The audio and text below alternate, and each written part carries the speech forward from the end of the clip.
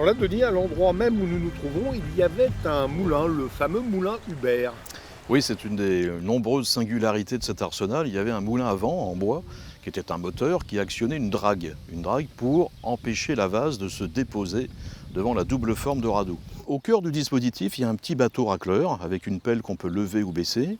À l'avant et l'arrière, il y a un gros cordage relié au moulin. Quand les tambours du moulin vont dans un sens, ils tirent le bateau vers la forme, ou bien dans l'autre sens, ils le tirent vers la Charente. Et en fait, on baisse la pelle. Quand le bateau recule, il remet la vase dans la Charente, et puis arrivé au bout, on relève la pelle et on part dans l'autre sens. Et on peut comme ça dégager la totalité de l'accès à la forme de radeau. Il a existé jusqu'à quand ce moulin? On n'a pas la date exacte, mais probablement dans les années 1870-71.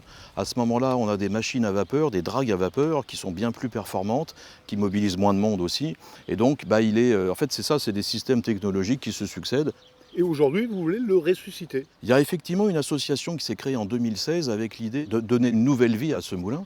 D'abord parce que ça raconte des choses essentielles sur l'histoire de Rochefort, parce que c'est une attraction touristique supplémentaire. Un moulin, ça parle à l'imaginaire, hein, ça fait un grince, ça fait du bruit, c'est du bois, enfin tout ça c'est bien. Et puis c'est aussi un projet qui a une valeur économique importante. Ça permettrait d'empêcher la vase de se déposer en particulier devant la forme numéro 3 qui accueille l'Hermione. Et à chaque fois que l'Hermione sort ou rentre, il faut dévaser devant et ça coûte cher.